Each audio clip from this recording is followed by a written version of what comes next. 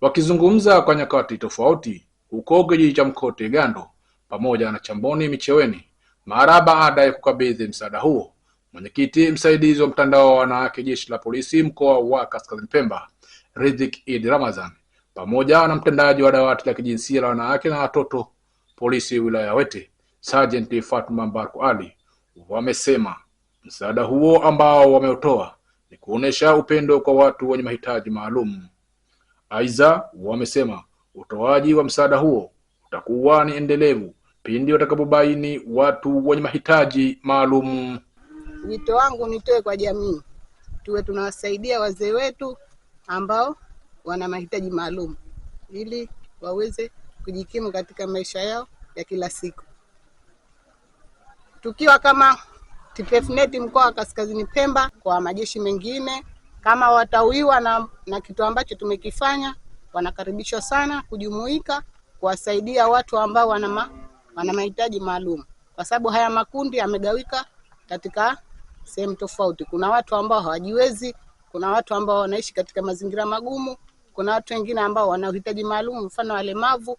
Kwa hiyo tunatoa rai kama wataguswa na hichi kidogo ambacho tumekitoa sisi, na wao wanakaribishwa sana kutoa kwa ajili ya jamii ili kuweza kusaidia jamii yetu.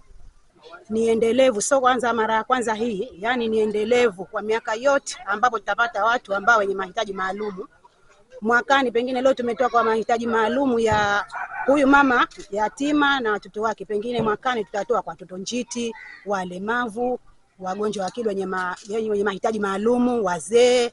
Gerard Petro Daudi ni mwanafamilia wa ndugu Petro Daudi ambaye amepatiwa msaada huo.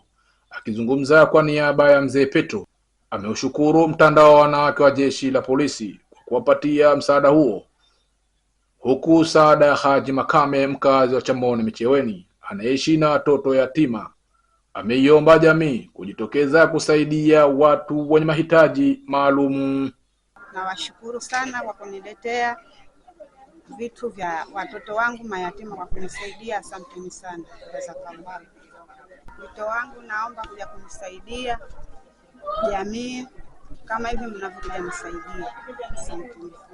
Ni furaha tosha. Nashukuru sana tu. Mwenyezi Mungu awape kila laheri. Ni furaha tosha. Jumla ya shilingi 600,000 za Tanzania zimetumika kwa msaada ambao wamepatiwa familia hizo zenye mahitaji maalum.